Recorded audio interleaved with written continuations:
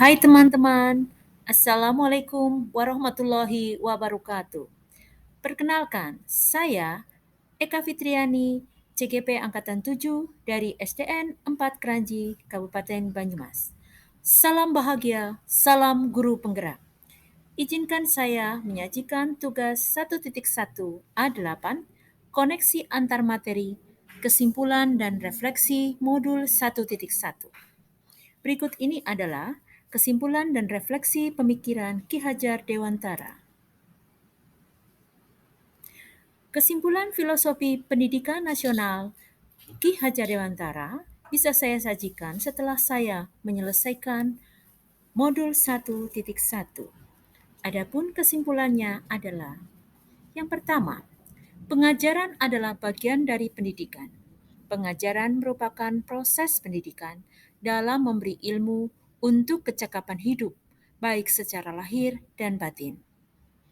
Tujuan pendidikan adalah memberi tuntunan terhadap semua kekuatan kodrat anak agar mampu mencapai keselamatan dan kebahagiaan yang setinggi-tingginya, baik sebagai individu maupun sebagai anggota masyarakat.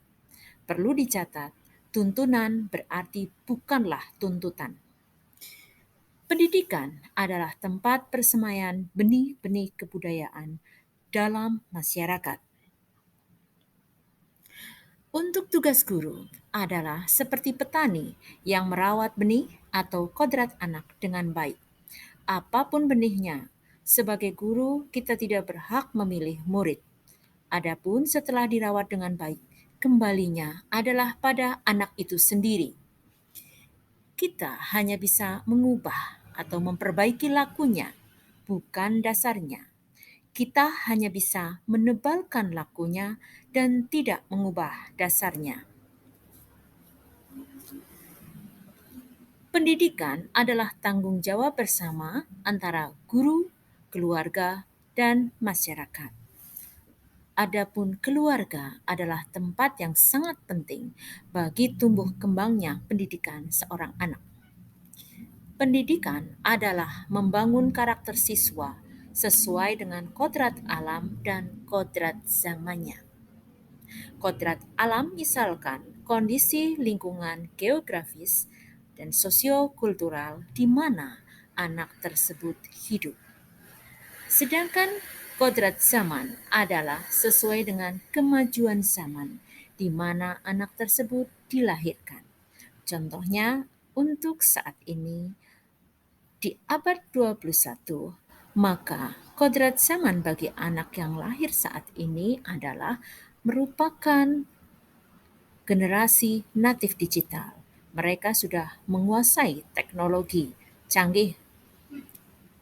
Yang terakhir adalah penerapan budi pekerti atau watak atau karakter.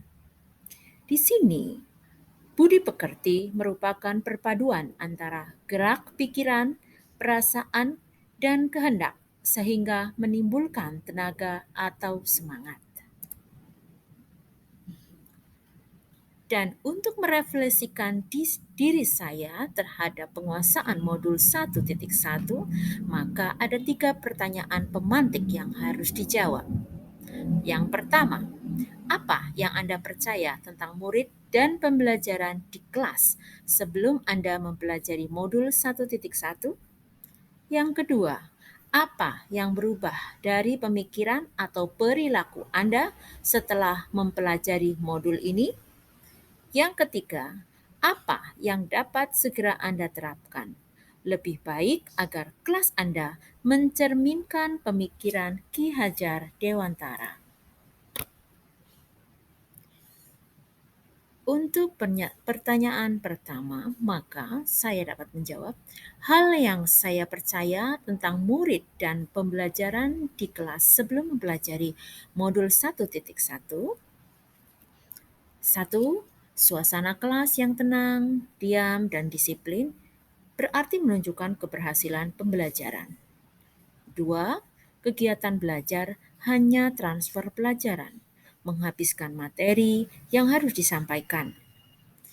3. Hanya melihat nilai sebagai aspek kognitif. 4. Ukuran keberhasilan pembelajaran hanya tercapainya KKM. 5. Murid adalah objek pembelajaran, bukan subjek. 6. Pembelajaran berpusat pada guru. Yang ketujuh, meminta anak untuk menghafal pelajaran saja.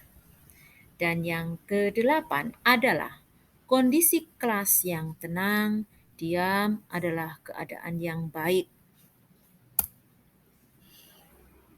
Sedangkan hal yang berubah dari pemikiran atau perilaku saya setelah mempelajari modul ini adalah yang pertama, pendidikan adalah menuntun, bukan menuntut, serta pendidikan adalah mengarahkan siswa. Yang kedua, setiap siswa itu adalah unik. Mereka memiliki karakteristik masing-masing. Guru harus memahami dan menghargai perbedaan tersebut. Ketiga, pembelajaran harus berpusat pada murid. Yang keempat, guru bukanlah satu-satunya sumber belajar. 5. Membuat pembelajaran yang menarik dan interaktif akan meningkatkan motivasi belajar murid. 6. Memberi kebebasan pada murid untuk belajar sesuai dengan minat dan bakatnya, sehingga muncul kreativitasnya. Ketujuh, tugas murid adalah menebalkan laku anak untuk mencapai kekuatan kodratnya. Budi pekerti merupakan perpaduan antara cipta atau kognitif, karsa atau afektif, sehingga dapat menciptakan karya atau psikomotor.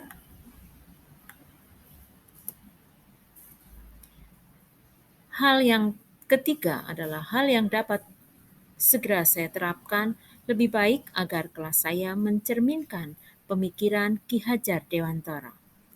Yang pertama, merancang pembelajaran yang interaktif dan menarik, misalnya dengan memasukkan permainan, menyanyi, tepuk, dan yel. Hal ini akan menumbuhkan motivasi dan membuat anak bahagia. Kedua, menerapkan pembelajaran yang mengutamakan budi pekerti. Ketiga, pembelajaran menyesuaikan dengan kodrat alam dan kodrat zaman. Keempat, pembelajaran yang berpihak kepada murid. Kelima, pembelajaran tidak menekankan pada hasil saja, tetapi memperhatikan prosesnya. 6. Tidak memberikan sanksi kepada siswa. Baiklah, demikian presentasi saya mengenai kesimpulan dan refleksi pemikiran Ki Hajar Dewantara pada modul 1.1. Terima kasih telah menyimak penjelasan ini. Semoga bermanfaat. Mohon maaf apabila ada kekurangan. Sekian, wassalamualaikum warahmatullahi wabarakatuh.